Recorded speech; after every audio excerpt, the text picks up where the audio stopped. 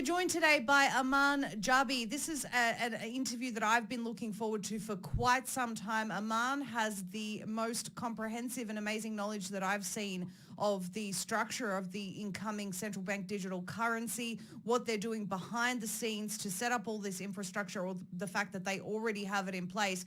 And Aman is one of the most, as I said, knowledgeable people on this subject that I've seen. Aman, thank you so much for joining us today. We really appreciate your time. Thank you, Maria, for having me. I appreciate you having me here. It's a pleasure. So before we get into, you've got a presentation for us, which everyone needs to see. I'd just like you to spend a couple of minutes introducing yourself to the audience. Let them know a little bit about your background and your history and what actually makes you so knowledgeable on this subject. Well, my background is primarily in technology. I spent over 25 years, almost 28 years in Silicon Valley, California, and I moved out of there in summer of 2020, and I moved to Northwest Montana. So in the 28 years I was in Silicon Valley, my professional background is in electrical engineering and computer science and, deep technology. I've done hardware, software, but primarily I was working on video and camera technologies for the last 25 plus years. So my observation over the years was that, while camera technologies are used amazingly by consumers, and my focus was primarily on consumer electronics. So that included technologies such as video streaming, computer graphics. We built computers for animation studios in Hollywood. And then subsequently in the last 20 years, I was more focused on mobile imaging and cameras for cell phones. I also have co-founded 2 camera startups. So I have deep knowledge in this subject, through my professional background. And I have, interacted with all the major companies that make cell phones and beyond, including cameras for autonomous driving vehicles and stuff. And so, and in general, I'm an independent researcher. I read a lot. Since 9/11, I've been doing a lot of digging into a lot of things that are happening in the world. I generally don't watch television or read the newspaper. So that allows me to kind of have a different view of the world. Yes. You and I had that's kind of my background. You and I had quite a lengthy conversation prior to this interview, and we spoke about a lot of these topics. And, I can definitely say to the people watching right now, Aman really is awake to the entire agenda. He has a deep understanding of these things. And, we spoke about the people of Australia. We spoke about what's happened here. We spoke about people in his hometown as well who are very believing and trusting of the government, which is absolutely devastating to hear. But Aman, what I'd really love is to start with your presentation, and if you can take people through the knowledge that you have, and then I'll interject as we go along, and so we can really get an understanding of the things that you're presenting. So what I'm going to do is I'm going to talk about, what is facial recognition, how it has been introduced to us in the world. Then I'm going to, do a switch from the infrastructure of surveillance cameras that are being put up in China, USA, and across the world. From there, I'm going to move on to defining what is a digital identity as proposed by the World Economic Forum, and how it's going to be linked to a new type of digital currency called the central banking digital currency.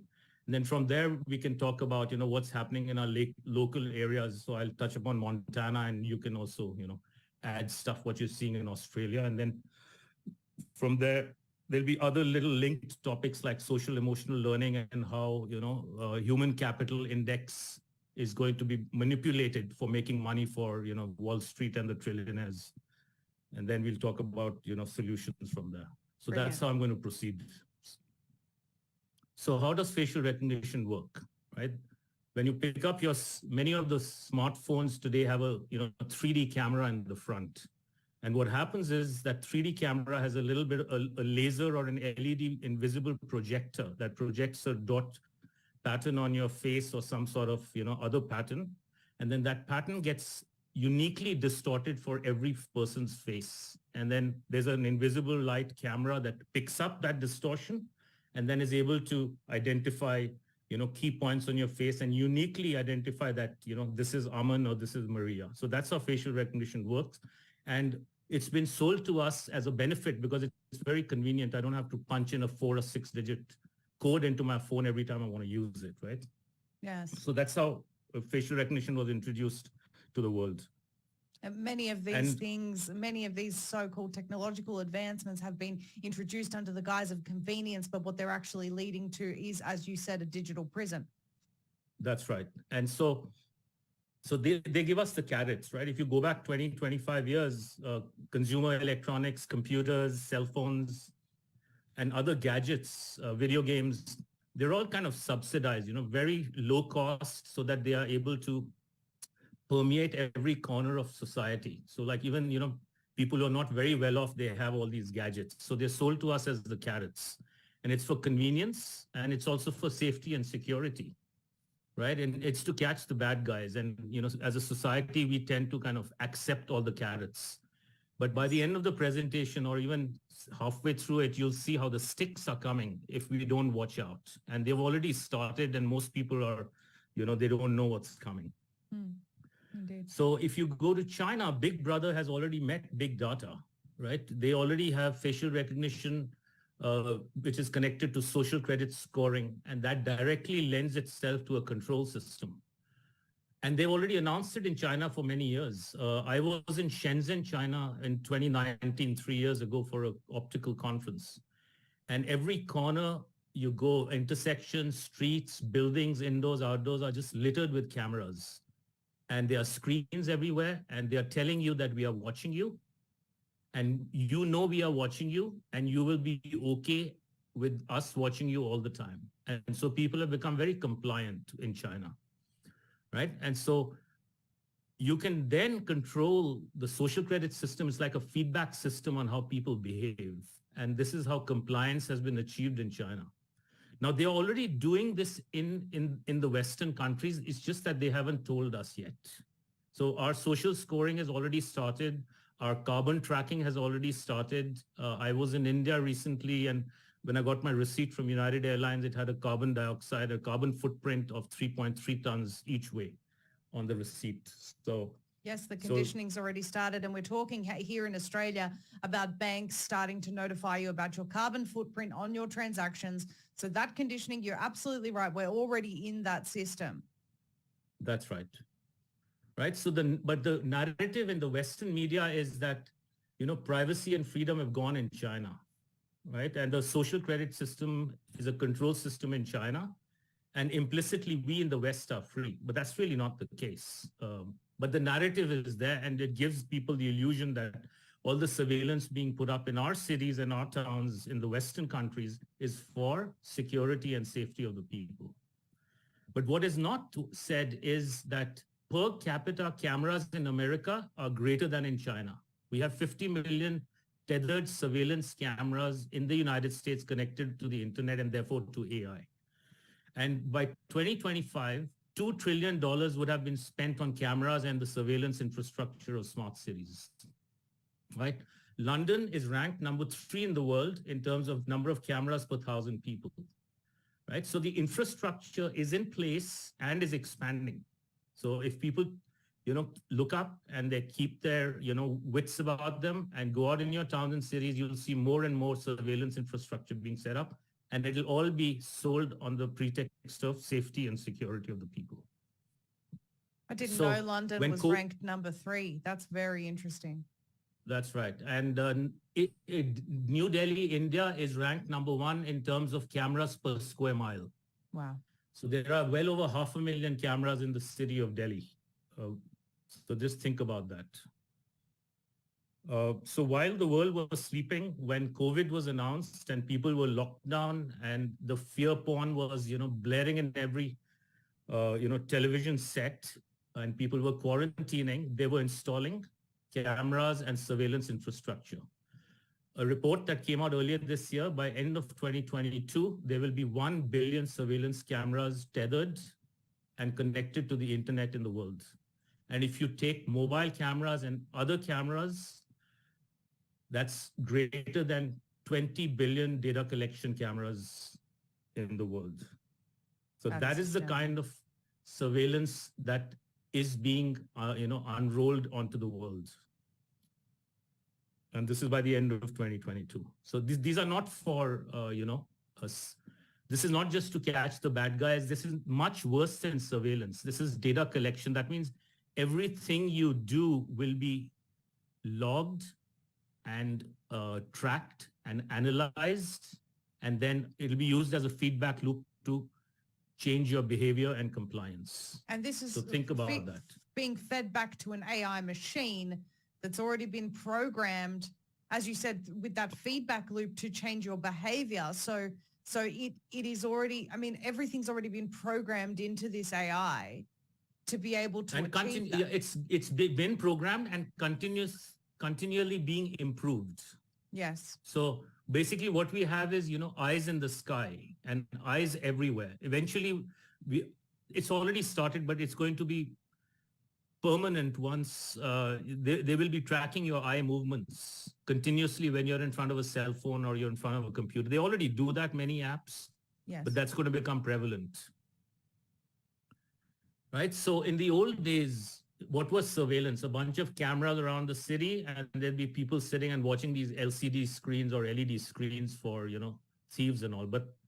And so human eyeballs are gone. Now, no humans are necessary.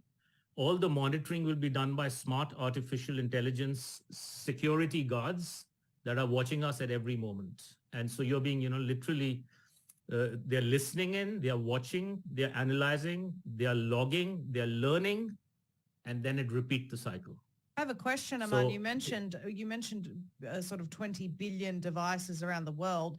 Are all of these devices also listening?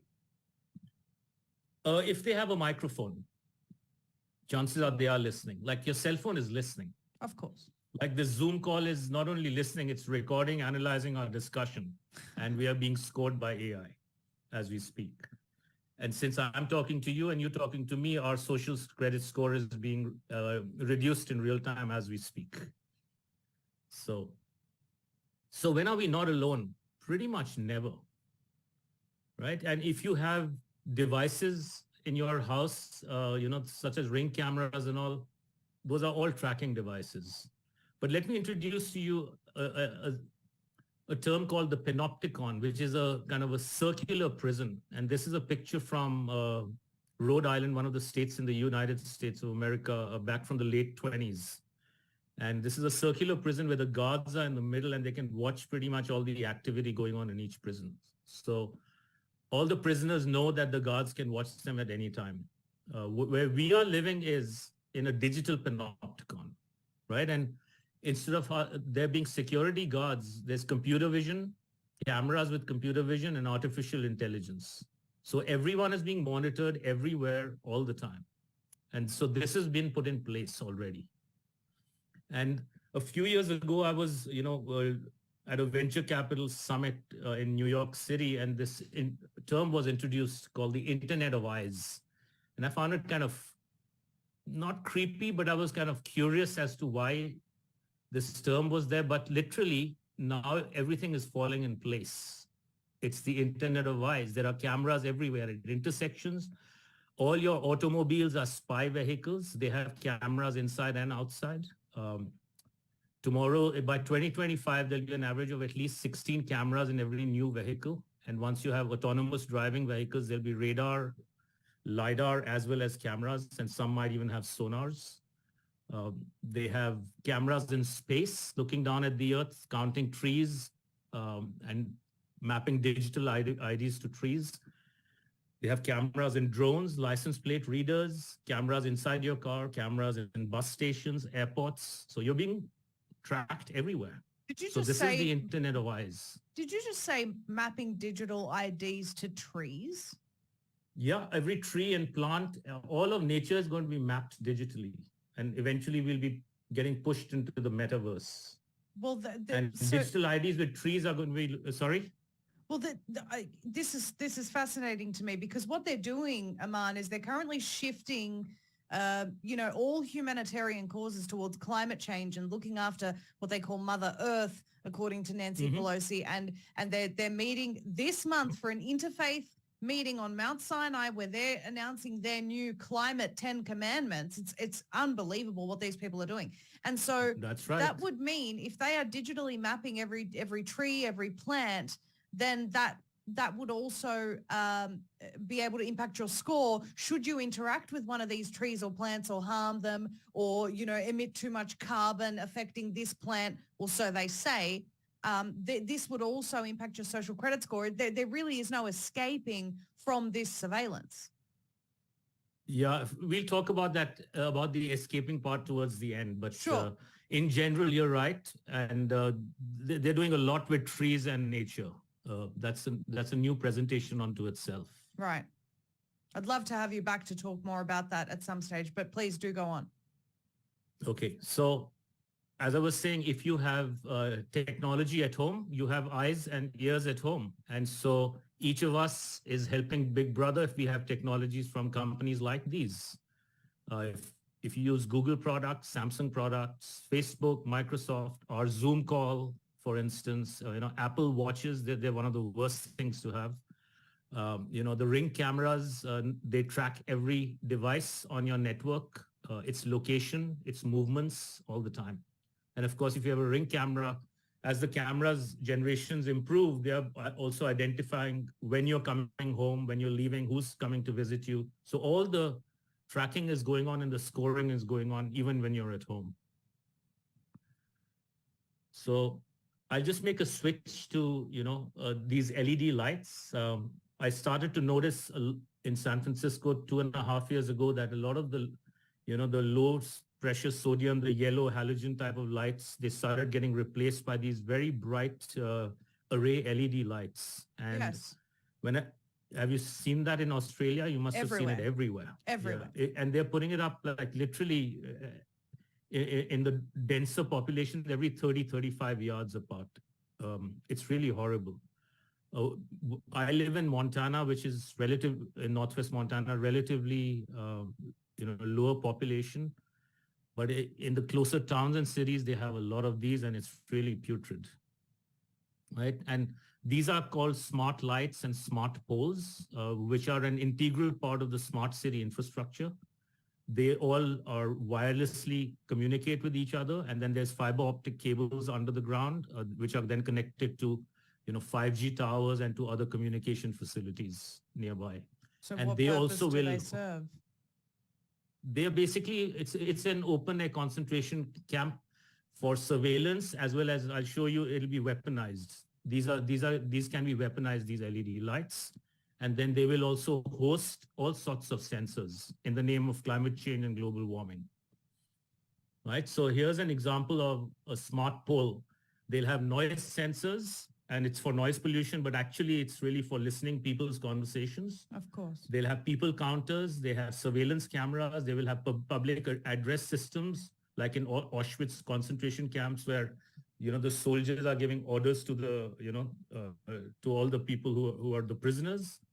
They're gonna, some of these lamps have seen specifications on top of the lights. They are drone charging stations. So in the future, drones will be used both individually as well as in swarms as the aerial police.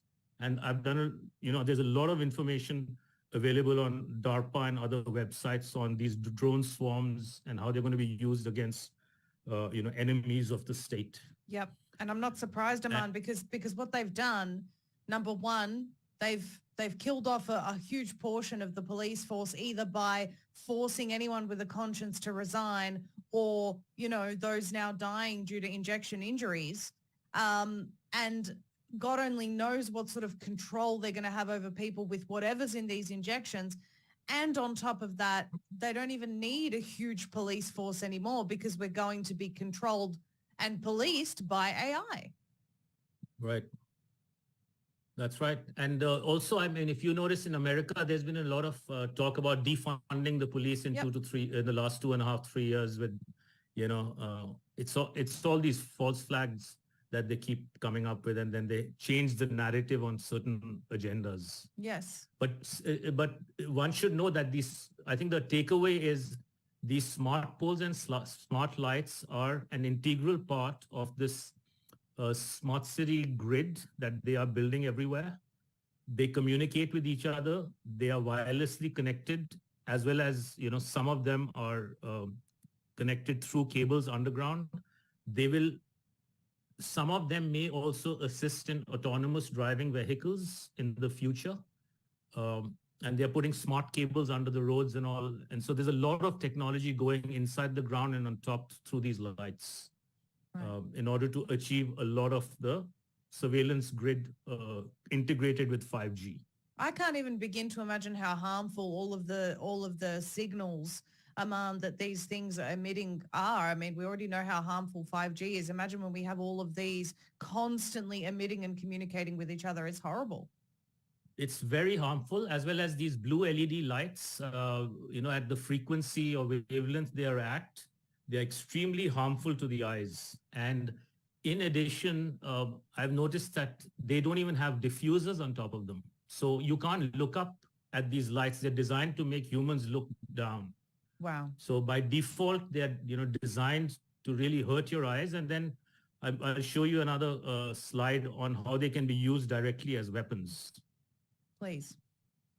So when I came to Montana, in August 2020, so a little over 2 years ago, I noticed that there were outside of maybe Bozeman, Montana, and a couple of the towns, there were none of these street lights. We had beautiful dark nights. And then I was here in April in this town called Pablo, Montana, and driving through the highway and just see how many lights there are. It's a population of just a couple of thousand people. And you have like hundreds and hundreds of these lights on the highway. And so the question to be asked is, earlier there were no lights, and then in the name of global warming and climate change and energy conversation, now you have 300 lights. Yes. So, just think about that. Yes, well, it's much like how 400 private jets arrived to a climate change conference to talk about CO2 emissions, Aman. The hypocrisy is just astounding, but they don't care anymore. They don't care how they appear. They're just brazen about it. It's in your face. I mean, I keep interjecting because this subject is something I'm so passionate about. People don't understand when I've said the words digital prison, I think it's very hard for people to actually imagine how that will be achieved. This presentation is key to that understanding. So I'll ask everyone who's watching, please share it with everyone and get them aware of this information. Keep taking us through the weaponization of these, though. Right. I'm interested in that.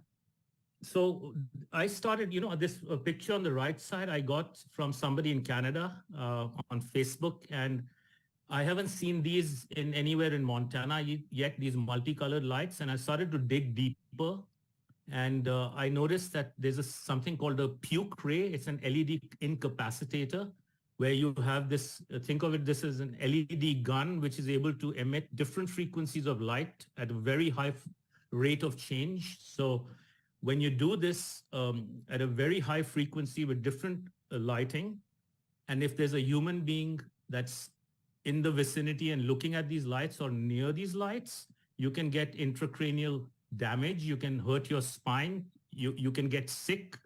I bet you it can even kill you. So these can be used as weapons. And a lot of these LED smart lights, they already have little, if you'll see white squares at the intersections, for instance, white patches, those are radar. And the LED lights combined with radar, they can, and with a smart system on a chip inside, they are able to identify human beings with guns up a few hundred meters away. And so these lights can be turned on as weapons against people who might be carrying guns, for instance. So one needs to kind of start asking these questions and talking to, each other within communities, as well as to the people who you think represent you, as to what the hell is going on and why these lights are being put up, and call them out on it. I mean, what other reason would you be installing lights that have the capacity to kill on impact? I mean, there's no other reason. It's for safety and security. It's for safety and security of the people. Yeah. My goodness. So that's how it's going to be sold, or it's going to be sold in as climate change and global warming and energy conservation. So I'll go on from here. But these can be used as weapons, and I suspect there's much more to it than what I'm presenting here. And I'm doing my research, and I will come back and talk about what more I find out. Yes, please. My research is not complete. So I've spoken so far about, what facial recognition is, the camera infrastructure, the smart lights infrastructure, and you can see already a link between all those topics. And now I'm going to introduce the digital identity and the central banking digital currency system, or the digital currency linked to your digital ID, and then you'll start seeing how everything connects. Right? So the World Economic Forum, I read a paper maybe 2 years ago, which says it's a new chapter in the social contract. And I said, but this is a social contract nobody has signed up for. Yes. Right? So it's being planted upon the world. And so in that paper, I saw this diagram, and you have this digital identity in the center. Every entity, every device, every person, everything, every tree, everything will have a digital identity.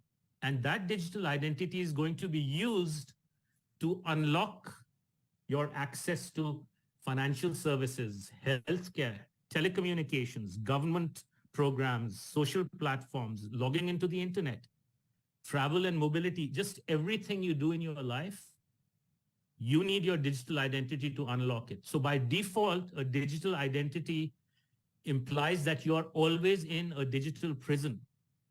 Yes. And you need permission to get out of that prison. By default, you're always a prisoner. That is how you have to kind of, understand how this digital identity is going to be used. And this is a 2018 WEF paper that was published. And so for your digital identity, you need identity integrity. Like, for instance, there's a concept called know your customer that banks are using, right? So it's basically taking steps to a digital identity. And how is that digital identity going to be authenticated? Through your face to unlock access. And your face and your digital identity will be linked to a new type of currency, which is the central banking digital currency. And it'll have a combination of water and carbon scoring for you and carbon credits. It'll have social scoring and your medical status based on vaccines and jabs and other medical things that they want you to have. So essentially, just think about it as, if you don't comply, because these are all compliance-based things inside the currency. If you don't comply, your currency becomes lower and lower. If your currency becomes lower, your digital ID cannot unlock access to life. And I want to say here, just this week, and I've been speaking about this quite a few times already this week, the Indonesian health minister said he was calling on the G20 to adopt vaccine passports in line with the WHO standards now in preparation for the next pandemic. The WHO Immunization Agenda 2030 plans to introduce 500 new vaccines by 2030. People think I'm crazy when I say that. It's in their own documents. Immunization Agenda 2030, it's there. Now, they're saying, the Indonesian health minister is saying, let's have a digital health certificate acknowledged by the WHO. If you have been vaccinated or tested properly, then you can move around. Australia's pandemic preparedness plan talks about citizens regularly submitting to DNA collection of samples and things to prevent further pandemics. This vaccination status is key, and your submission to regular medical procedures is key for your digital identity to function. You won't be able to have it unless you get continuous vaccines. And I keep going back to my first interview with Karen Kingston. It's the most bombshell interview, and I'm going to link it in the description below, because in that interview, she proves from the patents every single vaccine approved by the World Health Organization is a lifelong subscription. They will never stop this. Yeah, that's right. So one of the things to understand is that if you don't sign on to a digital ID, and if there's a critical mass of people, I think most will just walk into it unknowingly. Yes. Through deception or through so-called force, just like they had people taking the vaccines to travel freely. Yes. But if there's a critical mass that doesn't sign on to the digital ID, then this agenda gets weakened substantially. Absolutely. Right.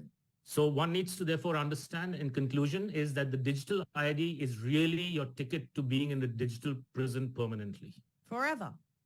This Yep. this is exactly why we're doing what we're doing right now, Armand. When I tell people about this stuff on the street, regular people, strangers, they say, I don't want to be part of that. And so the only way to do it is to understand the agenda so that you can resist it. And we will talk, you That's and I, right. we will talk about how to do that later and how to be free from this system. We're going to have that discussion. But first we have to hit people with this is actually what it looks like if we don't say no. That's right. So how are they going to implement it in practicality on your computer, for instance, right?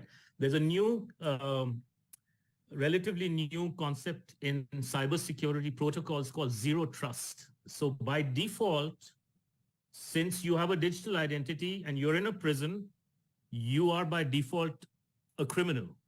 So we don't trust you. Every time you need to get something, access to something which you think is legitimate, even to buy food, by default, we don't trust you, and you have to prove you are you and you have all the compliance metrics through your CBDC to be able to, access whatever you need to access. So in the old days, like when you log into your computer, you or your cell phone, you put in a password, and then after that, you pretty much have access to all your applications on your computer. So that's called implicit allow. Like there's one gateway you enter in, and you're implicitly allowed to do whatever you can. The zero trust protocol is a default deny. So we are going from implicit allow to default deny worlds. And at the heart of this is your digital ID. So think of it as default deny, and you have to, for everything you're doing in your life all the time, every step you're taking, whether it's to open your car, start your engine, put in gasoline, log into your computer, log into an application, call your friend, by default, the world has been locked up. And you are in this inverted prison. While you may not see locks outside you, but the locks are all there and you have to keep unlocking your life. Right? So here's an example when you go shopping. How is zero trust going to be used? Here's a lady, she wants to go and buy some beef, but let's say her carbon footprint or her beef footprint for the month has been exceeded. That door won't open. Right? If she wants to buy, say, apple juice, but she's had too much sugar because they're tracking everything, that door won't open. Right?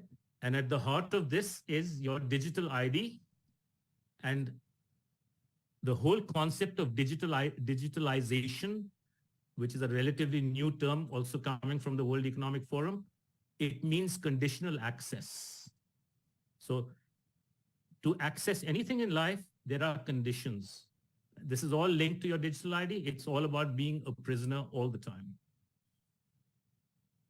And there'll be a face recognition camera at the top of each of the doors looking at you and figuring out who you are and what your digital ID represents. And of course, people that think that they'll just be shopping from home, your phone will be doing the exact same thing that the doors of the fridges will be doing. Exactly. Right? So there's a bunch of companies that have started, it's called IDaaS, Identity as a Service. There are face recognition as a service. So lots and lots of companies are building businesses around this. And every time anyone's face is in front of a camera, there's a chain of corporations making money, from camera companies to IDaaS companies to networking companies, cybersecurity companies, the whole shebang. And it's since human beings are everywhere, this is one of the ways that they have come up very creatively, that anytime there's a face in front of a camera, which is going to be most of the time since people are always on their devices, there's continuous chain of data and therefore money being made. Right? And there's another concept called geofencing, if people are not familiar with it, but it's really, it means that they can just think of it as an invisible fence around you or somebody at a certain distance beyond which you cannot go, right? And so your face and digital ID is going to be used for controlling your access by implementing a geofence, depending again on your, your currency, your digital currency, right? So where you can fly in the world, that can be limited. How far you can drive, that can be limited. how far you can walk. And this is related to your 15-minute cities or 20-minute neighborhoods. They can implement this. And they don't need guards. They don't need prison guards at the outskirts to stop you. They have the LED lights and the LED weapons. They have the microwave weapons, as well as they have the digital currency can be shut off, right? So you move 15 minutes out, your currency won't work. You can't buy anything. So you are not going to be motivated to leave. And they call them Right. districts, Aman, in Sydney, here where they're testing it. They're actually calling them districts. Yeah, I read about that not too long ago. In San Francisco, they've had districts for a very, very long time. But I don't know at what point they're going to start implementing it over in California, but they will. Oh, I of think course they the will. agendas are going full speed ahead in Australia more than any other country. You're not wrong. You're not wrong. Yeah. And you can also be geofenced in the metaverse, so to speak, right? So who you can communicate with, who you can text, who you can email, what you can read, what music you can listen to, when you can listen to. So they can control everything through this digital ID and your face in front of a camera. Well, a recent example of that is that in China, where they're facing, excuse me, the most draconian, most brutal treatment by their government at the moment with this crazy zero COVID farce that's being used against the people. One particular user was talking about the fact that they were disagreeing with the government and they banned her WeChat, which is a function that's used for many different things, an app that's used for many functions in society in China. And the next thing was posting onto the WeChat platform, please forgive me, I'll never do anything bad against the government again. You know, this pathetic, please let me back into society. This is what you're talking about. Yeah, and it's not even the government, right? It's the private corporations that have these fake governments in place in all the countries. Yep. Definitely. I want to ask you something. You mentioned forcing people into the metaverse. I've spoken about this quite a bit and people think, no, they won't succeed with that. Hang on a second. We're talking about people that are so miserable. They can't even eat what they want. They can't go past their district. They can't do anything essentially. They're going to spend their time in this virtual reality and they've been conditioned to do that through the lockdowns. How many people don't even want to go back to work in the office? They'd rather work from home. It's human behavior has been changed in this time. So people will go to the metaverse. They will. Not only will they will be, some will go voluntarily. Yes. And then what they're going to do is, like, let's say you wanted to buy, like today there are apps where you can buy groceries on your app, right? Instacart, for instance, is very popular in America, in American cities. So today it's on your phone. You can't go to a website and order on Instacart. You have to use an app on your iPad or your phone. Tomorrow, they will move into a virtual reality headset and then they'll phase out the app from your phone. Now you can only order food through your VR headset. Yeah. And that is how people are going to be sucked in, right? A lot of the entertainment will be moved out of web pages and it'll be moved onto VR headsets. And they're going to subsidize AR and VR headsets or extended reality, XR, your MR, mixed reality. You pick your favorite letter in front of the R. But this is how they're going to do it, either by deleting apps, and convenience will be shifted to all these headsets and people are going to keep getting sucked in and it'll happen every year or two, more and more. The problem is very that a lot of... Sorry, go on. No, like for instance, ordering a cab now in San Francisco, if you go, it's very hard to just hail down a cab. It's either Uber or Lyft or even the yellow taxis now are on an app. So you can't physically, so that means you always have to have an app on your phone to hail a cab. Yes. And then tomorrow, they won't take your credit card with a US dollar or an Australian dollar. It'll be a digital currency. So they'll just keep, very cunningly keep moving people into this new system. It doesn't matter. I will make the point. I watched a video recently on YouTube and it was a gentleman talking about how great VR is and how we're all going to be going into the metaverse. And so many people are of the opinion that no, they won't succeed with this. Meta stocks are down, so on and so forth. This video had 1 million views, Aman. 1 million views on one video talking about how great VR headsets and the metaverse is. And there would be so many others. What I'm trying to say is that's 1 million people that spent their time. And not all of them were like me watching it to scrutinize, I can guarantee you. Right. They spent their time watching this rather than informing themselves about what's really going on in the world. And that's the biggest problem that we have. It's the masses not realizing where we're heading. That's right.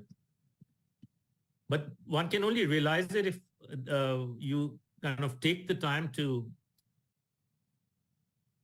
unlearn what's been dumped into your head through mainstream media. Yes. And if you cannot make that jump, you're not going to understand what's going on. I agree. And it's scary for some. I understand it's scary to unplug from the matrix. Right. But we have to keep educating people because Right. not only their future, but our future depends on them waking up. Please do go on. Yeah. And ignoring reality is not a good strategy for survival. I mean, that's really my take. Absolutely. Like, however scary the reality is, like, you got to face it, otherwise the consequences of ignoring reality, you can't ignore the consequences. You can ignore reality, but you can't ignore the consequences of that reality when it strikes. Correct. Right? So let's talk about smart city reality, right? So smart cities are also been sold to us on the larger agenda of the 17 Sustainable Development Goals of the United Nations, right? And it's really about zero carbon. And this is how they're selling it to us, right? Air quality, smart lighting, water management, noise pollution, traffic monitoring, etc. And it's really about limited mobility and no car ownership, right? Smart lights will be used as weapons and surveillance and control of people.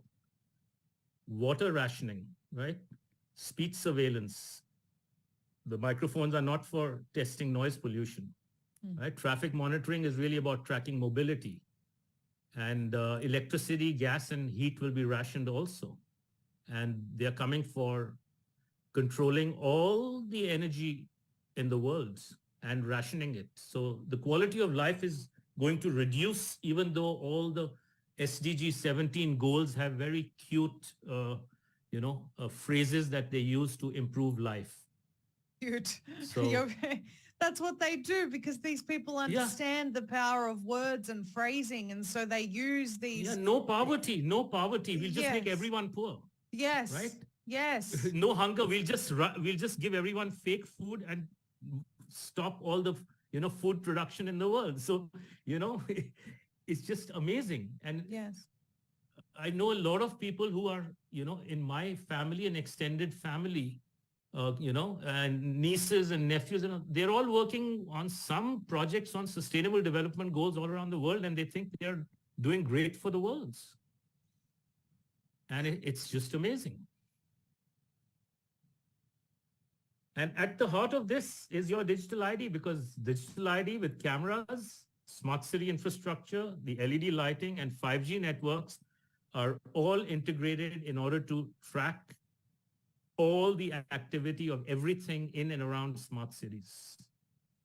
So just remember, your face and digital ID is at the heart of this and is required to make this successful.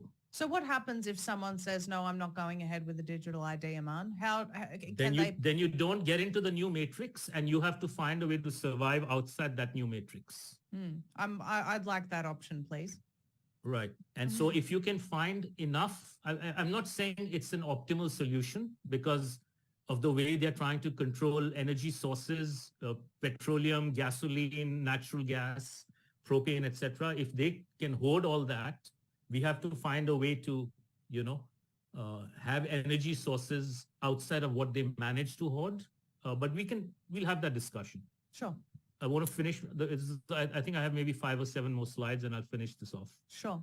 But what I want to say is that, the Trojan horse is security and privacy, right? And inside the Trojan horse is your digital ID, which means total control and compliance. But it's being sold to us as security and privacy, right? In schools, what's happening in schools and for children, they have a concept for many years called social and emotional learning. And they've been, at least in America, that's what it's called. I don't know what they're using it in countries like Australia, but what they want to do is from cradle to career, they want to have complete control of children, right? And so they are using cameras on tablets, on phones, on, inside homes, everything. Algorithms are screening for child abuse, for instance, right? And AI will decide whether you have good parents or bad parents. And if AI says, hey, I'm looking at this child's face, the child is looking unhappy and now has been unhappy for N number of days, 80% of the time, AI can send child protective, custody people to your house and take away the kid, right? They have this talk pedometer where when a parent is talking to a child, this is a product already in the market being sold on the web. When the parent is talking to the child, it's recording what the parent's saying and then is scoring the parent. So if the parent is teaching the children that climate change and global warming is all one big BS hoax, their social score goes down, and then their score goes down with respect to how they're parenting their kids. Here's a little LED screen. It's We Play Smart is the company. They have this board game and they have fisheye cameras looking at all the kids and they can change what's happening on the board and the game based on facial expressions so that you can manipulate kids' behaviors in real time. At the heart of all this is the digital ID, which is being identified through the cameras inside these devices. So child data is big business. And you must have read papers through the World Economic Forum where they talk about, human beings are extremely valuable and we need to find clever ways to extract maximum value from them. And so there's a concept called Human Capital Index that was created by some people who published these papers in the World Economic Forum. So they are using SEL in securitized markets, just like they securitize, home loans and all that stuff, derivatives of things. So all this SEL and data harvesting from children is really there to manipulate kids' minds. And here's an example of where they can take, say, top performers from a particular region in, say, Sydney, Australia. And what they do is they can bet on their predictive performance or what they call pathways, which direction will this kid go? And they can, make bundles of things called prodigy asset groups and they can bet on it. And depending on the results, they'll make money. So they're going to use kids and their predictive success or lack of success to make money. You can short it or you can make calls. They'll make even more money from the broken kids because there will be intervention and they will be, they will have mental health issues with kids and all. They're going to make even more money. And so there are more pathways and more predictive analytics and stuff. So and this is exactly that statement that said data is the new currency. This is what this human capital index is. Data is the new currency. That's right. Or data is the new oil. There are many different phrases being thrown around the world. But really all this is using cameras and observation from the cameras that capture the faces of these kids and their eye tracking movements and their facial expression, etc. Then manipulate what's on their screens. And so it's a management and control system. It's not about knowledge. So if people are sending their kids to schools, know what you're sending them for, because it's not a good idea. Absolutely. Right. And then in April, for instance, there was an announcement where the multi-stakeholder internet governance, so it became a global internet, and the World Economic Forum and United Nations and the international bankers, they took over the internet. So at some point when the digital ID is fully unrolled, if you don't sign on to a digital ID, you won't be able to communicate. And this will be all linked to the zero trust worlds. Yuval Noah Harari says that you will find it impossible to interact in our world. He says in our world. That's without right. Everything he says is true. Everything he says is true. But people need to understand not just what he's saying, but why is he saying it? And what are the darker shenanigans behind all that? Yes. Right.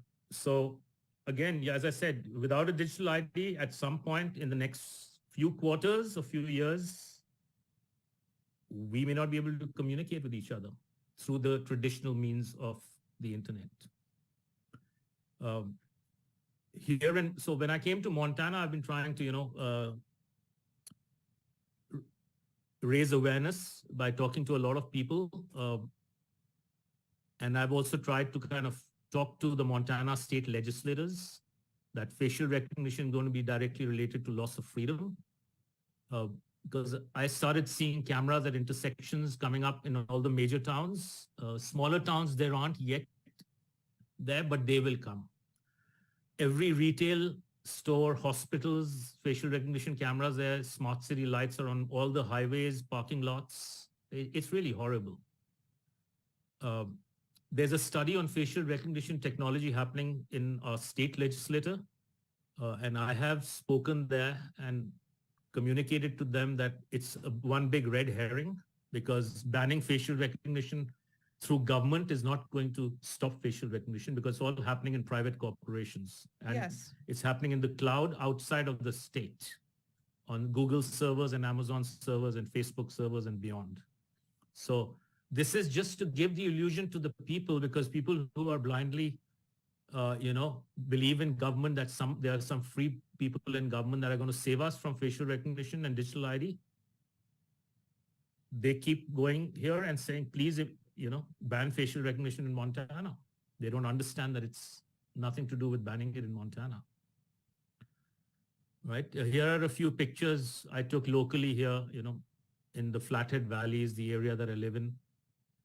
They're all over the place. In retail, now they have cameras on every checkout counter in the major retail stores. They're looking at all the products you're buying. So I know a lot of people are saying, use cash, use cash. You can use cash to some extent, but they're still tracking your face and they're looking at your product. So they already know what you're buying, even though you may not use a credit card. Here's facial recognition cameras. I went to check out a Walmart store, which is one of the major retailers here. At every entrance, every parking lot, LED lights, more cameras, side entrances, and they're like literally cameras on the ceiling every few feet. There's a company called Clearview AI. I believe it's in the US, which is collecting, tens of billions of images of faces around the world. And they're building a they're basically building a software for predictive policing and pre-crime using their images. Pre-crime. Of course, it's pre-crime. It's pre-crime, right? And That's pre-crime, pre-crime is part of that human conditioning, where they now say something that's completely normal, for example, eating too much meat, is now a crime, and you displayed a behavior that could potentially suggest that you were about to commit a pre-crime. This is how far this goes.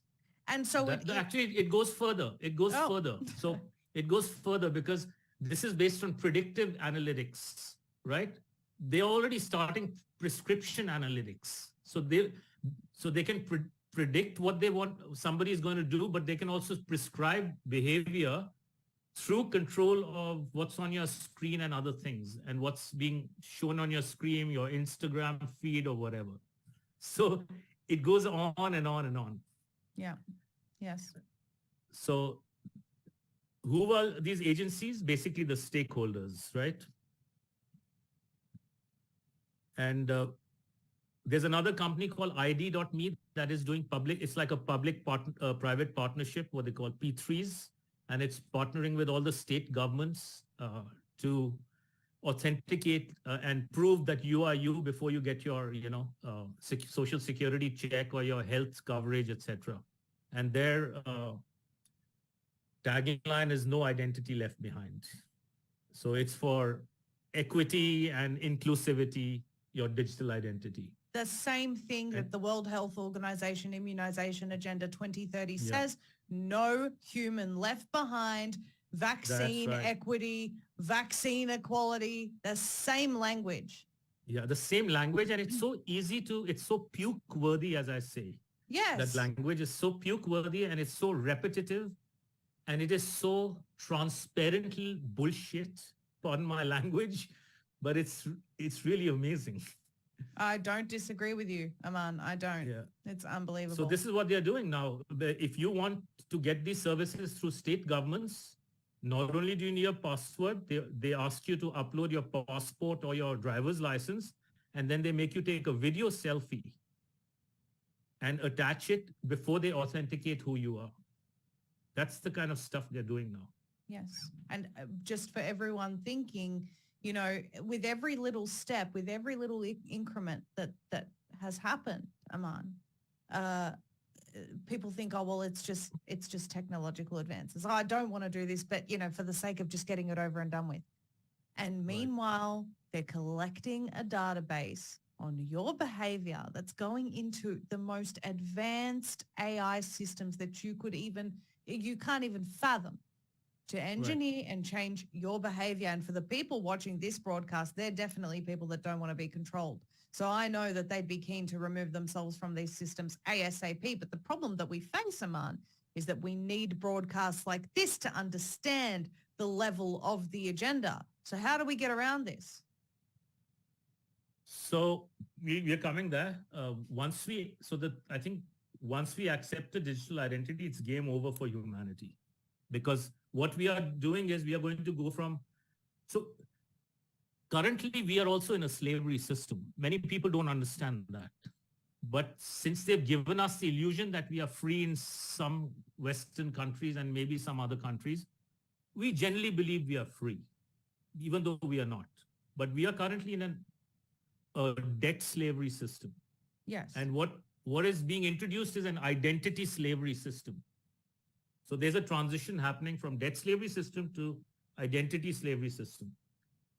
And a lot of the truth movement is trying to fight to stay in the debt slavery system. And that's not the right answer. Because this system needs to crash. The level of corruption and deceit has reached levels unknown to modern humanity. And this system needs to implode if we want to start out right. That doesn't mean we go into a worse system, which is the identity slavery or the new Agenda 2030 system. So that's something everyone needs to process and figure out how to think through that. And since you brought up Yuval Harari, I think a couple of years ago in one of his talks, he was making a presentation at one of the Davos conferences, and he presented a danger formula where B times C times D equals R. So what is B is the biological knowledge, which is being gathered through, either in your jabs or through your DNA swabs, etc., or your PCR tests. C is the compute power that AI needs to, compute, do all the computations. So we have no control over the C. That's already there. It's kind of infinity. And then D is the other data being collected through our faces, through our behavior, and through various other things. And if there's enough B times C times D, then your ability to hack humans is increased. Yes. Right? So in order to collect data, they are putting sensors everywhere. That is why they're saying sensorize everything. That's why there are cameras everywhere, microphones everywhere, radars, LiDARs. They need as much data as possible, right? So the beast, like if you're I'm not a Christian, but I have a lot of Christian friends and they believe in the whole, the beast system. Yes. But really it is a beast system, whether you take it religiously or, practically. It's a beast system that is being unrolled. So AI is the beast. The beast needs food. And the food is data that comes through all these data conduits or sensors, through the, the smart cities, through cameras, through the 5G networks, autonomous driving vehicles. So the only way to starve the beast is to remove the data conduits. You cannot stop the data because human beings are going to continue doing what they are doing. Yes.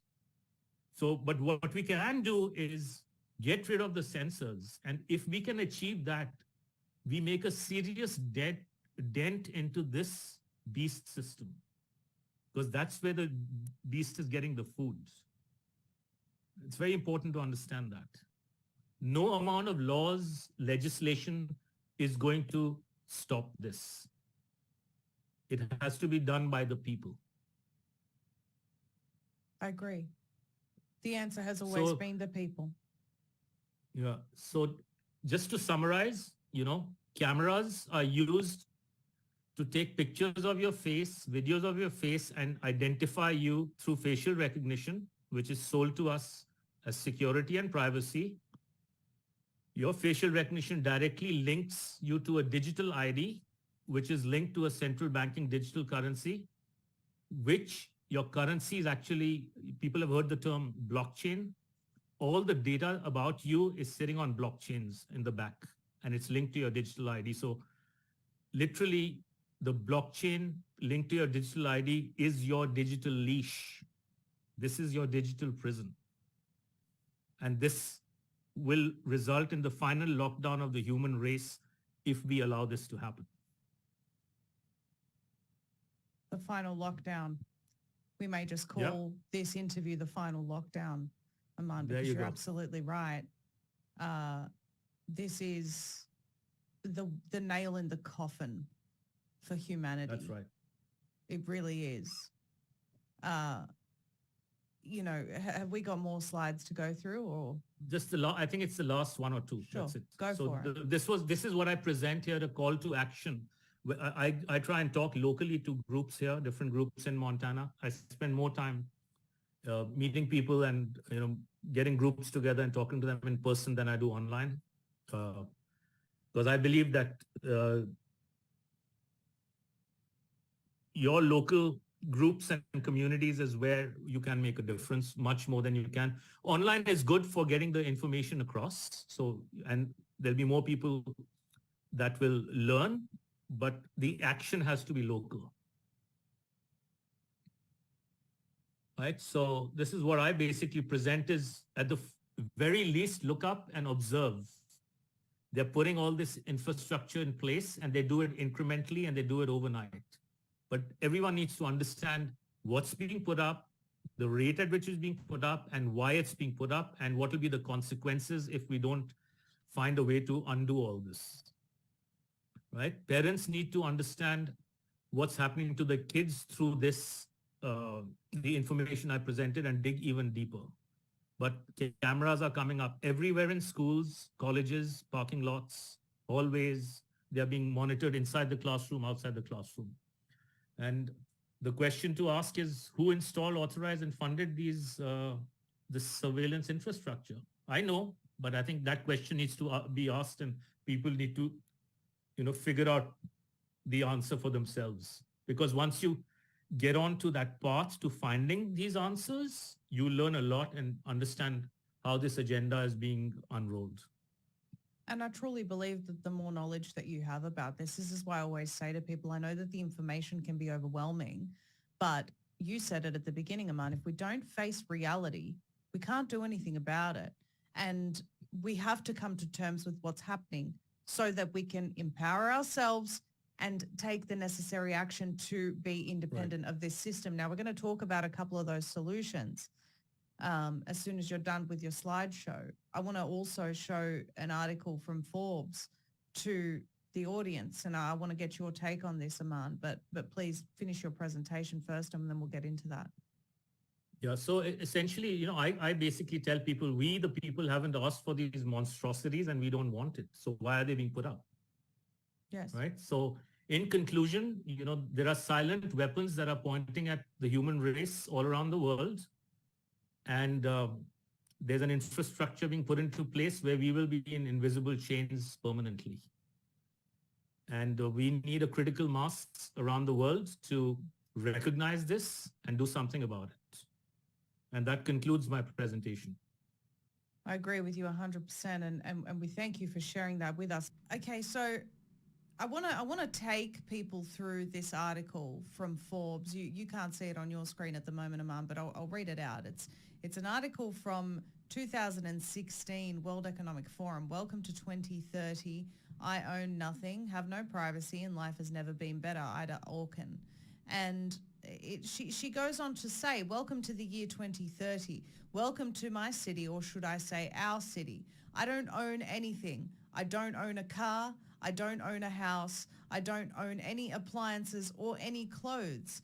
It might seem odd to you, but it makes perfect sense for us in this city. Everything you considered a product has now become a service. We have access to transport, accommodation, food, all the things we need in our daily lives, so on and so forth. First, communication became digitized and free to everyone. Then when clean energy became free, things started to move quickly. They talk about all this great stuff. Sometimes I use my bike when I go out to see my friends. In our city, we don't pay rent because someone else is using our free space. But it's very interesting because also she says, once in a while, I choose to cook for myself.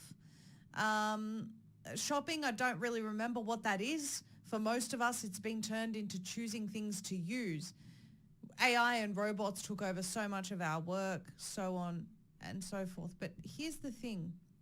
My biggest concern, this is what I wanted to highlight. My biggest concern is all the people who do not live in our city. Those were lost along the way. Yeah, I've read this a long time ago. Yeah. Those who decided that it became too much, all this technology, those who felt obsolete and useless when robots and AI took over, those who got upset with the political system and turned against it, they live in different kind of lives outside of the city.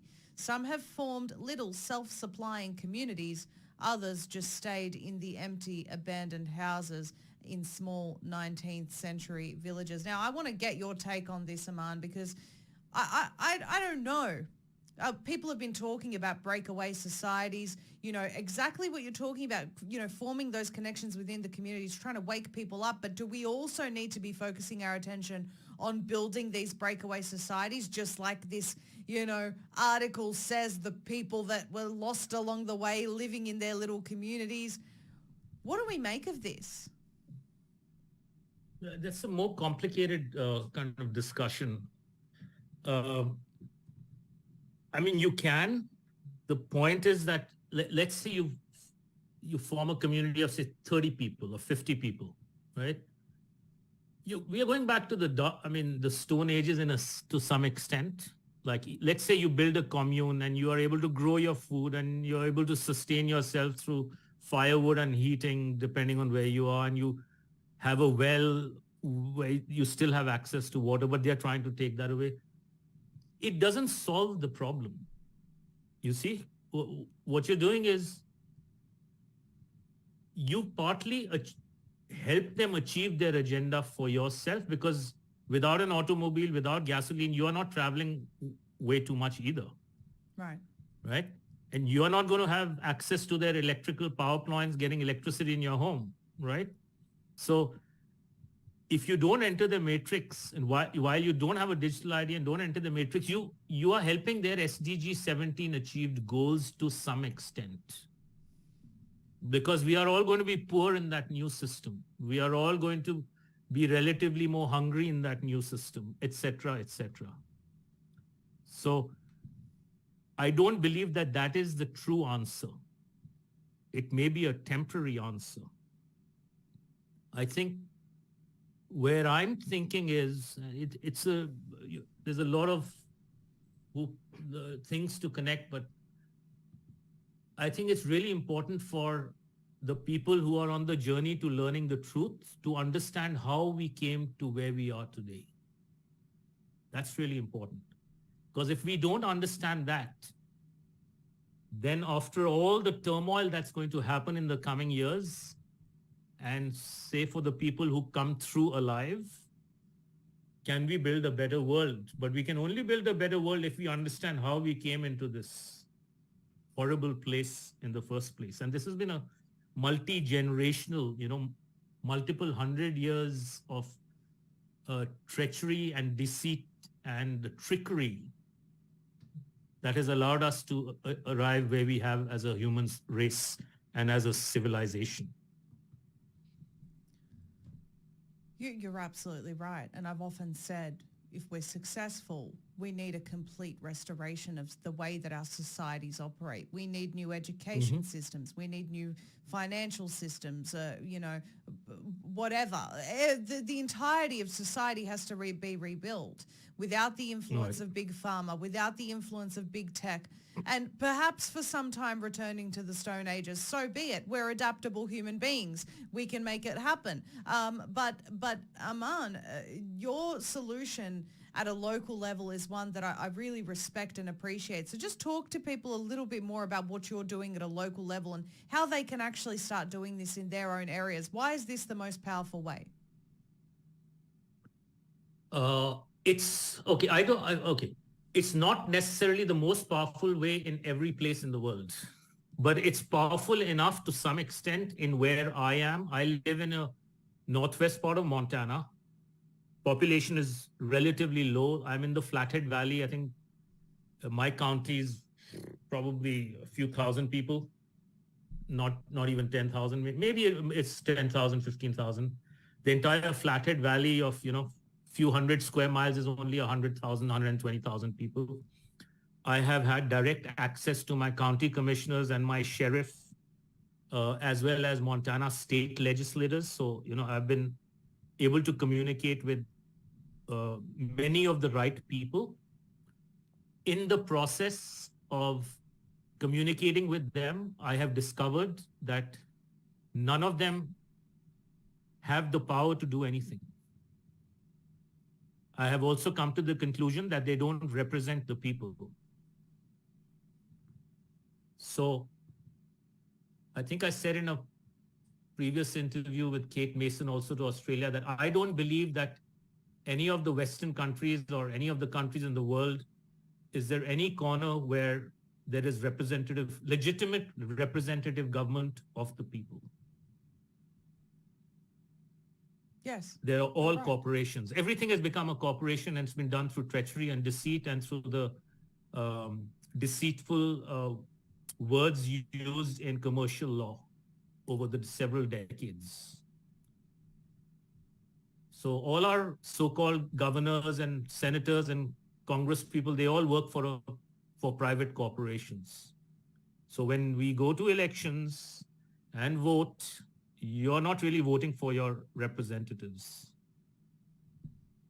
Yes, you're just within voting that for system that's already set up. You're waiting within the corporation, so it's all hogwash. So they give you the illusion that you live in a free country and that you should vote. But voting also is implied consent.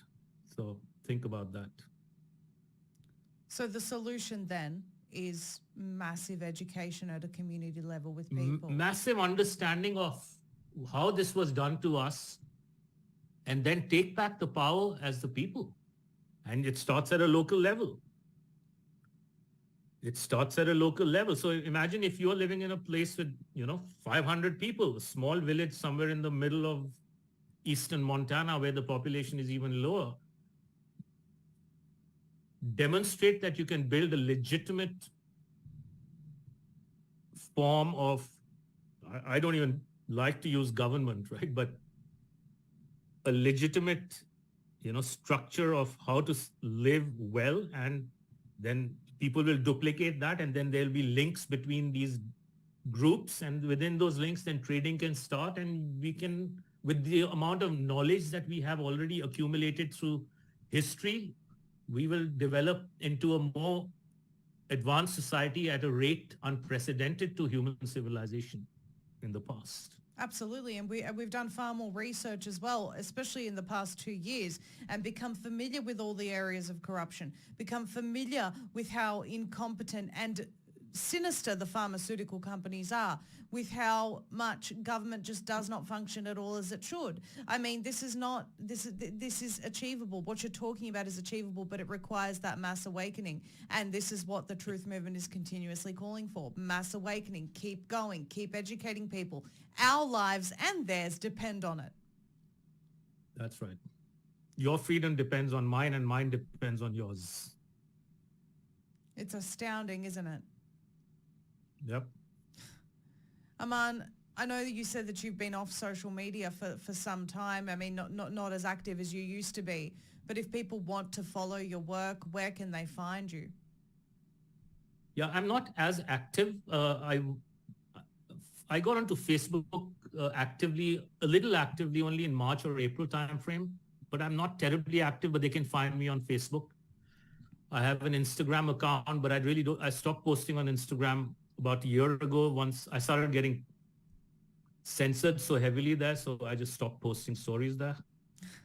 Twitter, I had a very healthy following, but my censorship level is so high that I've stopped using Twitter altogether. So best way to do it is like, if you want to, if you have questions, connect with me on Facebook, and then, I can help. To the extent I can, I will help. Well, I'm so grateful for the work that you've done so far to raise awareness about this. As I said, one of the most comprehensive explanations of the digital ID, digital prison that I've seen. We're so appreciative of your time. We've gone way over the allocated time, and we appreciate you staying back. And I'd really love to have a follow-up discussion in the future, Aman, to really, about some of these other topics, the LED lights and whatever else it is, because as we said, mass awakening requires mass understanding, and this is what we're trying to do here. Aman Jabi, thank you so much for your time and everything that you're doing. Thank you so much for what you're doing too. Have a good night. You too.